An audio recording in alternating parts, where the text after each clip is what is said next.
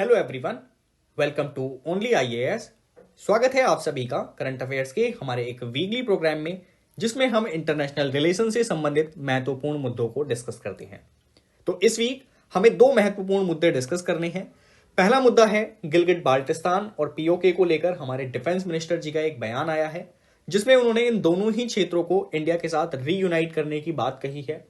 इसी कंटेक्स्ट में हम समझने की कोशिश करेंगे आखिर कश्मीर को लेकर भारत और पाकिस्तान के बीच में क्या विवाद है, इसका क्या इतिहास है और प्रेजेंट कंडीशन क्या है। ओके, नेक्स्ट टॉपिक जो हमें डिस्कस करना है वो है SCO meeting. Shanghai cooperation organisation की एक मीटिंग हुई थी, जिसमें हमारे विदेश मंत्री एस जयशंकर ने ये कहा कि वो बेल्ट एंड रोड इनिशिएटिव को यहां सपोर्ट नहीं करते हैं। ठीक है, अब ये क्या मुद्दा है, एससीओ हमारे एग्जाम के लिए क्यों इंपॉर्टेंट है और इससे संबंधित जो मेंस के एस्पेक्ट हैं उन सभी को हम डिटेल में डिस्कस करेंगे। तो चलिए मैं एक छोटी सी इंफॉर्मेशन और दे देता हूं आपको हमारे इनिशिएटिव के बारे में, फिर हम इन मुद्दों को डिस्कस करते हैं। देखिए, नवंबर मंथ इस समय चल रहा है। बहुत सारे एस्पिरेंट ऐसा फील कर रहे होंगे कि हमने अच्छे से प्रिपरेशन नहीं की है अभी तक। देखिए, अगर मैं आपको जम्मू कश्मीर का बैकग्राउंड बताऊं तो हमें बहुत ज्यादा हिस्ट्री में नहीं जाना है कि मुगल के टाइम पर इसका क्या स्टेटस था। हम सीधे बात करते हैं 1947 से, जब भारत आजाद हो रहा है। भारत की आजादी के टाइम पर इस पूरे रीजन में जितनी भी रियासतें थीं, जितने भी प्रिंसली स्टेट थे, उनको ब्रिटिश गवर्नमेंट के द्वारा तीन ऑप्शन दिए गए थे। या तो वो पाकिस्तान को ज्वाइन कर सकते थे, उसमें शामिल हो सकते थे, या फिर वो चाहें तो इंडिया को ज्वाइन कर सकते थे, और तीसरा ऑप्शन था कि वो अपना इंडिपेंडेंट स्टेटस भी बनाकर रख सकते थे। अब यहां 1947 में जम्मू कश्मीर के जो राजा थे हरि सिंह, उन्होंने ये प्लान किया कि मैं अपनी रियासत को इंडिपेंडेंट रखना चाहता हूं। इन्होंने इंडिपेंडेंस चुना। अब इंडिपेंडेंट रहने के लिए इन्होंने दोनों गवर्नमेंट के साथ, मतलब इंडियन गवर्नमेंट के साथ और पाकिस्तानी गवर्नमेंट के साथ एक स्टैंड स्टिल एग्रीमेंट किया। Stand still agreement. अब इस स्टैंड स्टिल एग्रीमेंट को 1947 में पाकिस्तान ने तो एक्सेप्ट कर लिया, लेकिन इंडिया ने यह बोला कि आप अपने किसी रिप्रेजेंटेटिव को दिल्ली में भेजिए, फिर हम इस मुद्दे पर डिटेल से बात करते हैं और जो भी पॉसिबल सॉल्यूशन होता है उसको करने की कोशिश करते हैं। ठीक है, बट पाकिस्तान ने इसको एक्सेप्ट कर लिया। फिर पाकिस्तान को क्या हुआ कि 1947 में ही पाकिस्तान ने यहां की ट्राइबल कम्युनिटी होती थी पश्तून, उनकी ड्रेस में अपनी आर्मी को भेज दिया इस पूरे रीजन में और इस पर कब्जा करने की कोशिश की। अब 1947 में जब कब्जे का प्रयास किया जा रहा है तो जो यहां के राजा हैं हरि सिंह, वो काफी ज्यादा परेशान हो गए, क्योंकि उनकी आर्मी इतनी ज्यादा एबल नहीं थी, इतनी ज्यादा सक्षम नहीं थी कि पाकिस्तान आर्मी का मुकाबला अकेले कर पाती। तो हरि सिंह ने दिल्ली से रिक्वेस्ट की कि आप जम्मू कश्मीर रियासत की रक्षा करें। लेकिन चूंकि उस समय तक इंडियन गवर्नमेंट के द्वारा जम्मू एंड कश्मीर को भारत का पार्ट नहीं बनाया गया था, ऐसे में भारत इस क्षेत्र की रक्षा करने में सक्षम नहीं था। कैसे कर देता रक्षा, है ना? फिर आप ये माना जाता है कि आपने किसी दूसरे की टेरिटरी में जाके इन्वेजन कर दिया। ओके, तो भारत कुछ इस तरीके की छवि नहीं चाहता था। तो भारत ने बोला हरि सिंह से कि अगर आप चाहते हैं कि भारत आपके क्षेत्र की मदद करे तो आपको इंडिया के साथ इंस्ट्रूमेंट ऑफ एक्सेशन साइन करना पड़ेगा, तभी हम आपकी हेल्प कर पाएंगे। एंड देन 1947 में जम्मू कश्मीर के राजा ने इंस्ट्रूमेंट ऑफ एक्सेशन को साइन किया इंडिया के साथ। अब जैसे ही साइन किया गया, ये पूरा रीजन इंडिया का पार्ट बन गया। ऑफिशियली बात कर रहा हूं, ऑफिशियली इंडिया का ये पार्ट बन गया। अब इंडिया का पार्ट बना तो इंडियन एयरफोर्स इस पूरे रीजन में पहुंच गई जम्मू कश्मीर क्षेत्र की रक्षा करने के लिए, और भारत की एयरफोर्स ने काफी हद तक पाकिस्तान की आर्मी को पीछे हटाया। लेकिन फिर भी एक क्षेत्र पाकिस्तान के कब्जे में आ गया, जिसको प्रेजेंटली पीओके के नाम से हम लोग जानते हैं। ठीक है, अब पाकिस्तान का क्या स्टैंड है? पाकिस्तान ये कहता है कि जिस क्षेत्र को हमने 1947 में अपने अधीन किया है, यह है आजाद कश्मीर, जबकि इंडिया इस चीज को अलाउ नहीं करता। इंडिया उसको पीओके ही कहता है कि पाकिस्तान ने इलीगली इस क्षेत्र को ऑक्यूपाइड किया हुआ है। ओके, तो अब यहां पर आगे की कहानी सुनिए। अगर हम बात करें प्रेजेंट टाइम पे, जो पाकिस्तान का इन्वेजन हुआ था उस टाइम के बाद कंडीशन क्या हुई कश्मीर में, तो यहां तीन रीजन आपको दिखाई देंगे।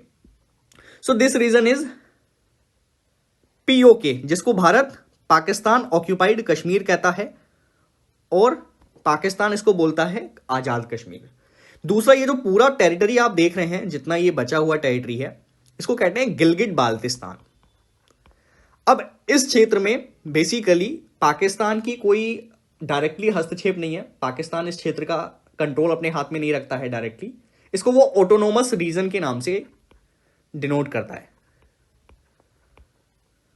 ठीक है, ऑटोनोमस रीजन के नाम से डिनोट करता है। लेकिन इंडिया का स्टैंड ये है कि पूरे का पूरा जम्मू कश्मीर, चूंकि हमने इंस्ट्रूमेंट ऑफ एक्सेशन के माध्यम से अपने इंडिया में शामिल किया था, तो ये पूरा जो रीजन है वो हमारा है। इसमें कोई पीओके कुछ नहीं, कोई गिलगिट बाल्टिस्तान नहीं, सब कुछ जम्मू कश्मीर का पार्ट है। ओके, तो ये है दोनों के बीच में 1947 में जो विवाद हुआ था। नाउ अगर इस दौरान हम जम्मू कश्मीर के पीपल की एस्पिरेशन की बात करें, आखिर जम्मू कश्मीर के लोग चाहते क्या थे? ये तो गवर्नमेंट के बीच की बात हो रही है कि जम्मू कश्मीर को इंडिया में शामिल करना है या पाकिस्तान में करना है या फिर हमें इंडिपेंडेंट रहना है। आखिर वहां के लोग क्या चाहते थे? तो अगर हम इस डायमेंशन पे बात करें तो जम्मू कश्मीर के लोग यहां पर एक रेफरेंडम चाहते थे, या फिर रेफरेंडम भी छोड़िए, वहां के लोगों की इच्छा ये थी कि हमने बहुत लंबे समय से ब्रिटिश के अगेंस्ट एक नेशनल मूवमेंट में पार्टिसिपेशन किया है, तो इसके बाद हम अपने जम्मू कश्मीर क्षेत्र में कम से कम राजा का शासन तो नहीं चाहते, हम मोनार्की नहीं चाहते। इसकी जगह हम क्या चाहते हैं? हम डेमोक्रेसी चाहते हैं। और डेमोक्रेसी चाहते हैं तो कहीं ना कहीं उनका झुकाव किसकी तरफ रहेगा? इंडिया की तरफ रहेगा। तो इंडिया ने एक सजेशन दिया कि हम जम्मू कश्मीर में ना एक रेफरेंडम करा लेते हैं, और जब रेफरेंडम कराया जाएगा तो यहां के लोग अपने आप बता देंगे कि उन्हें क्या चूज करना है, वो इंडिया के साथ रहना चाहते हैं कि पाकिस्तान के साथ रहना चाहते हैं। इंडिया ने ये प्रपोजल दे दिया, लेकिन चूंकि पाकिस्तान इस क्षेत्र में आक्रमण कर चुका था, ऐसे में इस रेफरेंडम पर कोई भी खास बातचीत नहीं हो पाई, और अंततः इस मुद्दे को भारत ने उठाया यूनाइटेड नेशन में। तो यूनाइटेड नेशन में यह मुद्दा गया था जनवरी 1948 को, और इंडियन प्राइम मिनिस्टर ने इस मुद्दे को सिक्योरिटी काउंसिल में उठाया था। उसके बाद इस रेजोल्यूशन के बाद एक कमीशन हमारे सामने आया जिसका नाम था United nation commission for India and Pakistan. ये फॉर्म हुआ था जो है 1948 में ही, और इन्होंने एक रेजोल्यूशन पास किया था 47 रेजोल्यूशन 1948 में। अब इसके अंतर्गत यहां पर किया क्या गया, बेसिकली 3-4 पॉइंट्स पर एक सहमति बनाई गई, लेकिन ये जो रेजोल्यूशन था ये दोनों कंट्रीज के ऊपर बाइंडिंग नहीं था। ये एक मोस्ट इंपोर्टेंट फैक्टर है जो आपको ध्यान में देना है। अब रेजोल्यूशन की बात करें तो रेजोल्यूशन में क्या क्या पॉइंट्स थे? सबसे पहले ये बोला गया, ये एक्सेप्ट किया गया यहां पे कि पाकिस्तान एक एग्रेसर स्टेट है इस जम्मू कश्मीर रीजन में, क्योंकि पाकिस्तान ने अपनी आर्मी को इसमें एंटर कराया है। ओके, तो एग्रेसर स्टेट होने के नाते उसको क्या करना पड़ेगा? सबसे पहले अपनी आर्मी को पुल बैक करे, अपनी आर्मी को पीछे ले, ठीक है, और जितना भी एरिया आपने ऑक्यूपाइड किया है उस ऑक्यूपाइड एरिया को आप इंडिया की टेरिटरी को वापस करें, भारत को वापस करें, है ना, क्योंकि भारत के इंस्ट्रूमेंट ऑफ एक्सेशन पे साइन हो चुके थे। उसके बाद जब यहां पर पुल आउट किया जाएगा पाकिस्तान के द्वारा अपनी फोर्सेस को, तो इंडिया क्या करेगा? इंडिया अपनी आर्मी के थ्रू यहां पर पीस मेंटेन करने की कोशिश करेगा। ये मैं नहीं कह रहा हूं, ये रेजोल्यूशन कह रहा है। उसके बाद इंडिया क्या करेगा? यहां पर जब पीस मेंटेन हो जाएगी, लॉ एंड ऑर्डर मेंटेन हो जाएगा, तो इंडिया एक प्लेबिसाइट कंडक्ट करेगा, और उस प्लेबिसाइट के अनुसार जो भी वहां की जनता चाहेगी उसके अनुसार आगे का एक्शन लिया जाएगा। ठीक है, यह बात यूनाइटेड नेशन के रेजोल्यूशन में कही जा रही है। और उस समय का पॉपुलेशन अगर मैं बताऊं जम्मू कश्मीर रीजन में, तो हालांकि मुस्लिम मेजोरिटी में थे, लेकिन फिर भी झुकाव जो है वो इंडिया की तरफ ही ज्यादा था, क्योंकि उनमें अधिकांश लोगों ने इंडिया के फ्रीडम स्ट्रगल में बढ़ चढ़कर पार्टिसिपेशन किया था। ओके, तो इंडिया इसको लेकर काफी ज्यादा पॉजिटिव था। क्योंकि पाकिस्तान को यहां कुछ होप नहीं दिखाई दे रही थी कि प्लेबिसाइट के बाद हमें कुछ मिलने वाला है, इसीलिए पाकिस्तान ने इस क्षेत्र में अपनी आर्मी के थ्रू अटैक कराया था। अब बात करें ये रिजोल्यूशन की, तो इसको आखिर अडॉप्ट क्यों नहीं किया गया? क्यों पाकिस्तान ने अपनी आर्मी को पीछे नहीं लिया? तो अल्टीमेटली यही रीजन है कि पाकिस्तान ने ये जो रेजोल्यूशन है, चूंकि दोनों कंट्री के ऊपर बाइंडिंग नहीं था, तो पाकिस्तान ने इसको एक्सेप्ट ही नहीं किया।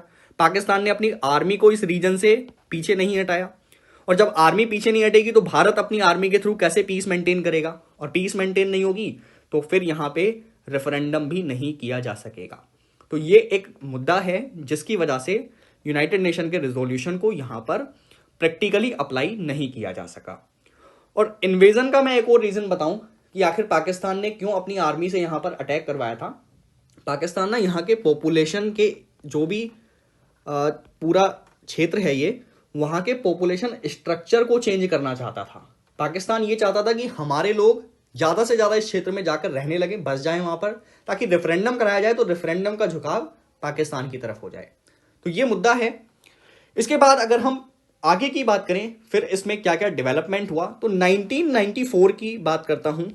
1994 में इंडियन पार्लियामेंट ने एक रेजोल्यूशन पास किया था और उस रेजोल्यूशन के अंतर्गत पूरे जम्मू कश्मीर रीजन को अपना क्षेत्र घोषित किया गया था। ठीक है, रीअफर्म किया इंडिया ने कि यह पूरा रीजन हमारा है, इसमें कोई डिस्प्यूट की बात नहीं है। अगर इससे पहले पाकिस्तान के स्टैंड की बात करें तो पाकिस्तान ने इस रीजन को लेने के लिए इंडिया के साथ कई बार वॉर भी लड़ी, हमने एक्सपीरियंस किया। 1947 में एक तो यही हो गया। उसके बाद 1965 एक वॉर लड़ा गया था इंडिया पाकिस्तान के बीच में, और कहीं ना कहीं 1971 में भी जो वॉर लड़ा गया था उसमें भी ये मुद्दा एक प्रमुख जो है रूप से माना जाता है। उसके बाद हम देखें कहीं ना कहीं 1999 में भी प्रयास किया गया था इसी क्षेत्र को लेकर, जो लड़ाइयां हुई थी दोनों देशों के बीच में। तो कई बार पाकिस्तान ने इस क्षेत्र में प्रयास किए हैं। अब अगर करंट स्टेटस की बात करें 2022 में, तो करंट स्टेटस के अनुसार जो न्यू मैप है इंडिया का, उसमें पूरे के पूरे रीजन को इंडिया का पार्ट दर्शाया गया है और ऑफिशियली ये इंडिया का पार्ट है। जब हमने इंस्ट्रूमेंट ऑफ एक्सेशन साइन किया है तो कोई डिस्प्यूट की बात बनती नहीं है।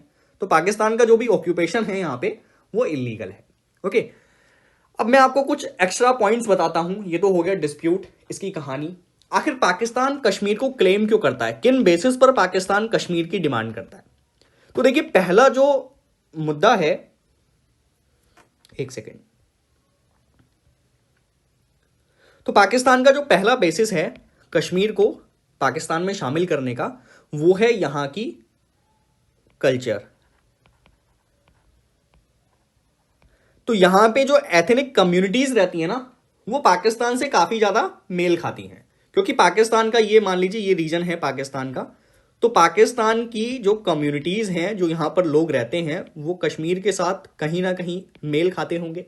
तो इन बेसिस पर पाकिस्तान क्लेम करता है इस पूरे रीजन को। दूसरा, पाकिस्तान चूंकि एक इस्लामिक स्टेट है, तो वो अपने रिलीजन के बेसिस पर भी इस क्षेत्र पर क्लेम करता है कि चूंकि जम्मू कश्मीर में मुस्लिम पॉपुलेशन ज्यादा है, इसीलिए इस पूरे क्षेत्र को पाकिस्तान का पार्ट बनाया जाना चाहिए। थर्ड थिंग, पाकिस्तान के फॉर्मेशन में जो पाकिस्तान का नाम ही है उसमें K4 कश्मीर है। अब पाकिस्तान यह कहता है कि हमने अपना स्टेट तो बना लिया, हमने पूरा इंडिपेंडेंट स्टेट बना रखा है पाकिस्तान के रूप में, लेकिन जब तक हम इस के को शामिल नहीं करेंगे पाकिस्तान का ऑब्जेक्टिव पूरा नहीं होगा। तो ये पाकिस्तान के क्लेम्स हैं और पाकिस्तान ने इसीलिए इस रीजन को क्या रखा है, अपनी फॉरेन पॉलिसी में एक कोर क्षेत्र के रूप में रखा हुआ है। अब कोर क्षेत्र ऐसा क्षेत्र होता है जिसकी वजह से कोई देश युद्ध तक का जोखिम उठाने को तैयार हो जाता है। तो ये है पाकिस्तान के क्लेम्स। ना अगर इंडिया के क्लेम्स की बात करें तो इंडिया क्या क्यों क्लेम करता है इस रीजन पे? इंडिया एक तो अपनी सॉवरेनिटी को लेकर क्लेम करता है, ठीक है। दूसरा, अगर हम हिस्ट्री देखें ऐतिहासिक रूप से, तो भी ये हमेशा से इंडिया का पार्ट रहा है, ठीक है। चाहे आप मुगल के पीरियड में चले जाएं, उस समय भी ये पूरी टेरिटरी का पार्ट हुआ करता था। ब्रिटिश रीजन में भी ये ब्रिटिश इंडिया का पार्ट हुआ करता था, ठीक है। तो हिस्ट्री के बेसिस पर भी ये हमारा एक क्षेत्र है और इंस्ट्रूमेंट ऑफ एक्सेशन को भी आप हिस्ट्री में ले सकते हैं, उसके बेसिस पर भी ये हमारा एक पार्ट है। दूसरा, हम इसको अपनी डाइवर्सिटी से जोड़कर देखते हैं। अगर हमने इस रीजन को छोड़ दिया तो हम अपनी डाइवर्सिटी को कैसे प्रोटेक्ट करेंगे? एक पर्टिकुलर कम्युनिटी हमारे क्षेत्र से बाहर निकल जाएगी। और अगली चीज हम यहां पर ले सकते हैं सेकुलरिज्म। चूंकि इंडिया का कोई भी रिलीजन नहीं है, ऐसी कंडीशन में अगर हम अपने सेकुलरिज्म को बेस्ट पॉसिबल वे में दिखाना चाहते हैं तो जम्मू कश्मीर इंडिया का पार्ट रखना होगा आपको, क्योंकि यहां की कम्युनिटी के साथ आप फेयर ट्रीटमेंट करेंगे तो ये आपके सेकुलरिज्म के दावे को काफी ज्यादा प्रमोट करता है, ठीक है। तो ये पूरा मुद्दा हो गया दोनों कंट्रीज के बीच में कश्मीर को लेकर। फाइन, अब इसके पॉलिटिकल एस्पेक्ट पे हम लोग नहीं जाएंगे कि 370 आर्टिकल क्या है, वो थोड़ा सा पॉलिटी वाला सेक्शन हो जाता है, तो उस पर इंटरनेशनल रिलेशन वाले टॉपिक में हम लोग बात नहीं करेंगे। तो ये मुद्दा आपको समझ में आया। नाउ चलते हैं अगले मुद्दे पर। अब देखिए, ये जो टॉपिक है एससीओ, ये आपके एग्जामिनेशन पर्सपेक्टिव से काफी ज्यादा इंपॉर्टेंट है। वर्ष 2022 की प्रारंभिक परीक्षा में ही यहां से एक क्वेश्चन आया था। क्वेश्चन है, निम्नलिखित में से कौन कौन से ऑर्गेनाइजेशन का मेंबर भारत है। अब यहां 3 ऑर्गेनाइजेशन के नाम लिखे हुए हैं, Asia infrastructure investment bank, missile technology control regime and Shanghai cooperation organisation. ठीक है, अब इसका आंसर क्या है ये सब आप मुझे कमेंट सेक्शन में बताएंगे, लेकिन उससे पहले हम लोग मैपिंग कर लेते हैं सांघाई कोऑपरेशन ऑर्गेनाइजेशन के अंतर्गत आने वाली कंट्रीज की। यहां पर कई सारी कंट्रीज आती हैं, जैसे रशियन फेडरेशन, उसके अलावा Kazakhstan, Kyrgyzstan, Uzbekistan, Tajikistan, India, Pakistan and China. इसके अलावा 2021 में एक और कंट्री को एससीओ का मेंबर बनाया गया था और परमानेंट मेंबर बनाया गया था। उस कंट्री का नाम है ईरान। तो अभी प्रेजेंट कंडीशन में बात करें तो एससीओ के अंतर्गत टोटल 9 मेंबर कंट्रीज शामिल होती हैं। नाउ अब आते हैं बैकग्राउंड पर, आखिर ये ऑर्गेनाइजेशन फॉर्म क्यों हुआ और क्या इसके ऑब्जेक्टिव्स थे। ठीक है, तो इसका अगर मैं आपको बैकग्राउंड बताऊं तो बैकग्राउंड दिखाई देता है 1990s के डिकेड में, क्योंकि इस दौरान एक मेजर इवेंट हुआ था और वो था यूएसएसआर का विघटन। ठीक है, ये डिसॉल्व हो गया था। अब डिसॉल्व होने के बाद जो भी कंट्रीज यहां पर इस क्षेत्र में बनी, उनके बीच में आपस में ना कुछ बॉर्डर को लेकर डिस्प्यूट चलते रहते थे। इन्हीं डिस्प्यूट को सॉल्व करने के लिए एक ऑर्गेनाइजेशन फॉर्म हुआ था 1996 में, जिसका नाम है शांघाई 5। शांघाई 5, अब नाम ही है शांघाई 5, तो इसके अंतर्गत 5 मेंबर कंट्रीज शामिल थी, जिसमें रशिया है, चाइना है, कजाकिस्तान है, उसके अलावा किर्गिस्तान है और ताजिकिस्तान है। फिर उज्बेकिस्तान को शामिल किया गया था 2001 में, और इसका नाम बदलकर फिर रख दिया था Shanghai cooperation organisation. Then India and Pakistan को इसकी मेंबरशिप दी गई थी 2017 में, और फाइनली ईरान को इसका मेंबर बनाया गया 2021 में। तो इस तरीके से कुछ इसका इवोल्यूशन हो रहा है।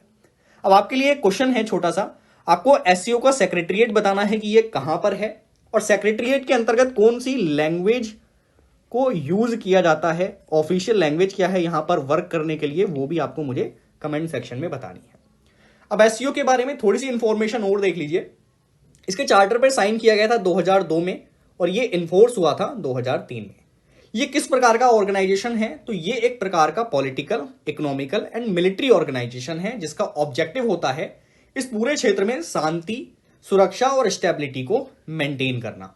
देखिए, यहां जितनी भी कंट्रीज है ना, उनके बीच में आप क्लैश अक्सर देखते होंगे, जैसे इंडिया पाकिस्तान के बीच में अक्सर क्लैश रहता है, इंडिया चाइना के बीच में अक्सर क्लैश रहता है। तो यहां पर क्लैशेस कई तरीके के होते हैं, कुछ पॉलिटिकल आर्ग्यूमेंट्स चलते रहते हैं दोनों कंट्रीज के बीच में, आप न्यूज़पेपर में सुनते रहते होंगे अक्सर इंडिया पाकिस्तान को लेकर या इंडिया चाइना को लेकर। उसी तरीके के इकोनॉमिक यहां पर कुछ फैक्टर्स होते हैं, जैसे कैसे आपस में हम सब कंट्रीज अपनी इकोनॉमिक ग्रोथ को मेंटेन करें, पोस्ट कोविड एरा में कैसे हमें ग्रोथ को एक सही ट्रैक पर लेकर आना है, कैसे हम व्यापार को बढ़ा सकते हैं, इन सभी चीजों को यहां डिस्कस किया जाता है। इसके अलावा ये एक मिलिट्री ऑर्गेनाइजेशन भी है, जिसके अंतर्गत ये कोशिश की जाती है कि मिलिट्री का क्लैश ना हो बॉर्डर्स पे, क्योंकि अगर क्लैश होगा तो इस पूरे रीजन में अनस्टेबल हो जाएगा ये, ओके, जो कि किसी भी कंट्रीज के लिए अच्छी बात नहीं होगी। तो ये चीज हो गई यहां पे इसके बैकग्राउंड के बारे में। और एक चीज और ध्यान रखिएगा, ये एक प्रकार का परमानेंट ऑर्गेनाइजेशन है, ऐसा नहीं है कि लिमिटेड पीरियड ऑफ टाइम के लिए इसको बनाया गया है। तो ये स्थायी रूप से काम करता रहता है, इसकी फंक्शनिंग जो है वो रोटेशन बेसिस पे चलती रहती है, मतलब जो एससीओ है उसकी चेयरमैनशिप एक एक करके रोटेट होती रहती है मेंबर कंट्रीज में। चलिए आगे बढ़ते हैं। इसके बाद अगर हम यहां पे इसके ऑब्जेक्टिव्स की बात करें तो यहां 4-5 ऑब्जेक्टिव्स आपको ध्यान में रखने हैं। फर्स्ट थिंग है म्यूचुअल ट्रस्ट बनाना और साथ में अपने नेबरहुड के साथ, मतलब अपने पड़ोसी देशों के साथ अच्छे संबंधों को विकसित करना। अब इसका महत्व आप लोग अच्छे से जानते होंगे भारत और पाकिस्तान को लेकर, और साथ में भारत और चीन को लेकर जो विवाद अक्सर आते रहते हैं, उसमें ये जो कोऑपरेशन ऑर्गेनाइजेशन है ये काफी ज्यादा इंपॉर्टेंट हो जाता है। अब चाइना से अगर हमें डायरेक्टली बात करनी है तो हम इस ऑर्गेनाइजेशन के थ्रू बहुत अच्छे से अपनी बात को चाइना के सामने रख सकते हैं, चाइना अपनी बात को यहां पर रख सकता है, तो इससे ना एक म्यूचुअल ट्रस्ट डेवलप होता है। सेम थिंग पाकिस्तान के साथ भी हो सकती है। हालांकि हमारा एक ऑर्गेनाइजेशन होता था सार्क, उसके बारे में भी मैं थोड़ी सी बात कर लूंगा, लेकिन वो ज्यादा एक्टिव नहीं है। तो म्यूचुअल ट्रस्ट आपको अगर बनाना है अपने पड़ोसी देशों के साथ, तो ये आपके लिए एक अच्छा ऑर्गेनाइजेशन बनकर आता है। उसके बाद ये सब बातें हमने कर ली, political, trade and economy, research, science and technology, culture. अब देखिए, मैंने एक चीज आपको बताई थी पीछे कि ये जो ऑर्गेनाइजेशन है इसका काम होता है पीस को मेंटेन करना, स्टेबिलिटी को मेंटेन करना। तो कॉपरेशन के क्षेत्र क्या रह गए फिर? कॉपरेशन के क्षेत्र आप खुद ही सोच सकते हैं ना, फिर क्या क्या होंगे। जैसे टूरिज्म हो गया, है ना, आपस में एक दूसरी कंट्रीज में आप घूमिए, टूरिस्ट एक्टिविटीज को आगे बढ़ाइए, ये पीसफुल तरीका है। इससे आपका जो म्यूचुअल ट्रस्ट है वो भी बनता है, लोग एक दूसरे को जानते हैं, पीपल टू पीपल कांटेक्ट होता है। उसके बाद कल्चर आप जो है शेयर करिए एक दूसरे के साथ, आप रिसर्च करिए एक दूसरे के साथ मिलकर, इस रीजन को प्रोग्रेस के रास्ते पर लेकर जाने के लिए कोशिश करिए। तो ये सारी चीजें यहाँ पे डिस्कस की जा सकती हैं। उसके बाद पीस में आपका आ जाता है एजुकेशन का कोऑपरेशन करिए, एनर्जी को लेकर, ट्रांसपोर्ट को लेकर, एनवायरमेंट प्रोटेक्शन को लेकर। तो ये सारे इनके फोकस के पॉइंट्स रहते हैं। अब देखिए एकदम आपको याद हो जाएंगे क्योंकि पीस के लिए यही सारी चीजें आ जाती हैं।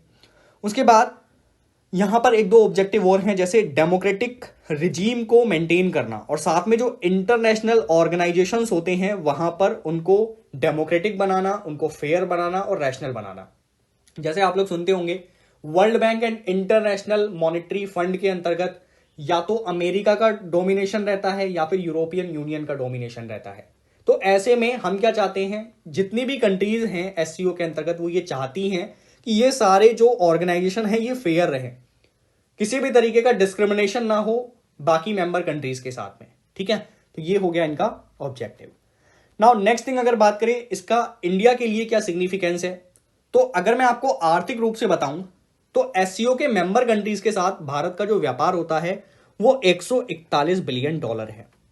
अब आप सोच रहे होंगे कि ये 141 बिलियन डॉलर तो काफी ज्यादा होता है, लेकिन फिर मैंने ओनली क्यों लिखा है, क्योंकि ये अपने आप में बहुत कम है। इसके अंतर्गत मैं आपको सही फैक्ट बताऊं तो 100 बिलियन डॉलर का व्यापार तो सिर्फ हमारा चाइना के साथ ही हो रहा है।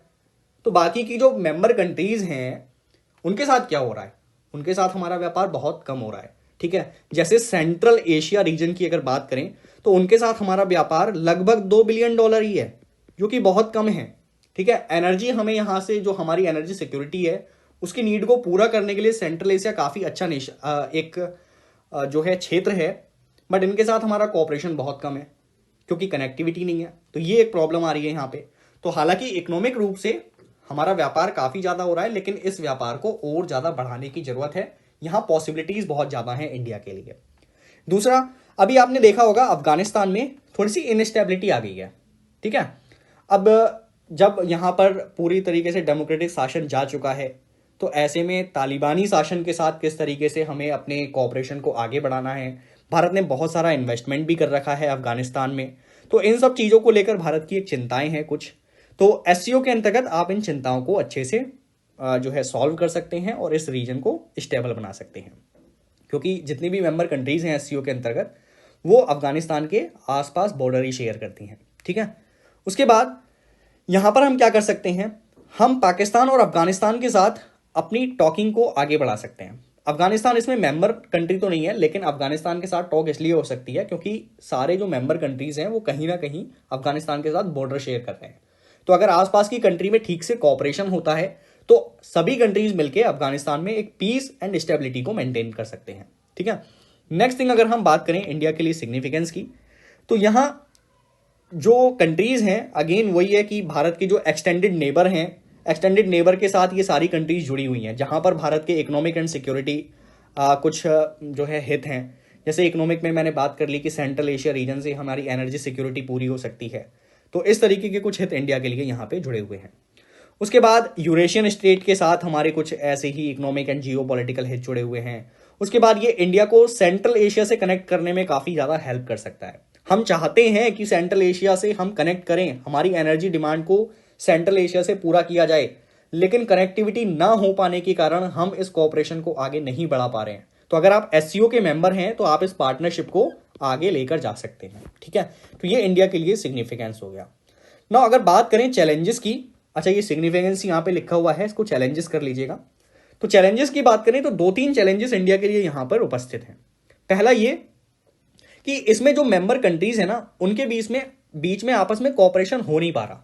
जैसे इस ऑर्गेनाइजेशन के अंतर्गत जितनी भी कंट्रीज हैं वो चाइना के बेल्ट एंड रोड इनिशिएटिव का समर्थन करती हैं, लेकिन अगर इंडिया की बात करें तो इंडिया इसको सपोर्ट नहीं करता, क्योंकि इसका एक रीजन है सीपैक, जो कि चाइना पाकिस्तान इकोनॉमिक कॉरिडोर को डिनोट करता है। अब ये भारत की सॉवरेनिटी से जुड़ा हुआ एक मुद्दा है, तो भारत कैसे बीआरआई को सपोर्ट कर सकता है? तो ये एक मुद्दा बन रहा है कि यहां पर कॉपरेशन जो है वो सभी मेंबर कंट्रीज के बीच में नहीं हो पा रहा है, कुछ ना कुछ प्रॉब्लम्स यहां पे बनी हुई है। उसके बाद दूसरा जो चैलेंज इंडिया के लिए बनेगा वो है closeness of Russia and China. अब चाइना हमारा एक दुश्मन देश है, ठीक है, तो ऐसे में अगर चाइना और रशिया आपस में क्लोज आ रहे हैं तो ये भारत के लिए भी एक चुनौती वाली बात बनेगी। ठीक है, अब यहाँ दोनों देशों के बीच में व्यापार भी काफी ज्यादा बढ़ रहा है। अब अगर इन दोनों देशों के बीच में व्यापार बढ़ेगा तो भारत के लिए व्यापार की संभावनाएं कम हो जाएंगी, तो ये एक इंडिया के लिए चैलेंज है। उसके बाद जो सेंट्रल एशिया एंड रशिया के साथ बायलैटरल ट्रेड है इंडिया का, वो बहुत ज्यादा कम है एज कंपेयर टू चाइना, तो ये आपके लिए एक चुनौती बन रहा है। उसके बाद कनेक्टिविटी की मैंने आपको बात कर ली, जैसे यहां पर अगर आप कनेक्टिविटी की बात करें तो इंडिया एंड सेंट्रल एशिया के बीच में ना तो रेल कनेक्टिविटी ठीक है, ना ही रोड कनेक्टिविटी के थ्रू आप जा सकते हैं, है ना। पाकिस्तान से हमारी अक्सर दुश्मनी चलती रहती है, तो पाकिस्तान ना तो हमें सेंट्रल एशिया से कनेक्ट करने देगा और ना ही रेल के थ्रू कनेक्ट करने देगा, तो एक बड़ी प्रॉब्लम यहाँ पे बनी हुई है कनेक्टिविटी को लेकर। तो ये इंडिया के लिए कुछ चैलेंजेस हैं। नाउ नेक्स्ट थिंग, अगर हम रिसेंट बैठक की बात करें तो वहाँ क्या क्या बातें हुई हैं, तो जो चीज़ हमने डिस्कस की वही बैठक में हुआ है। जैसे इंडिया ने यहाँ पर चाइना के बेल्ट एंड रोड इनिशिएटिव को बिल्कुल सपोर्ट करने से मना कर दिया, और दूसरी चीज़ यहाँ पर चाइना ने एक चीज़ को सपोर्ट किया है और वो है international north south transport corridor का समर्थन।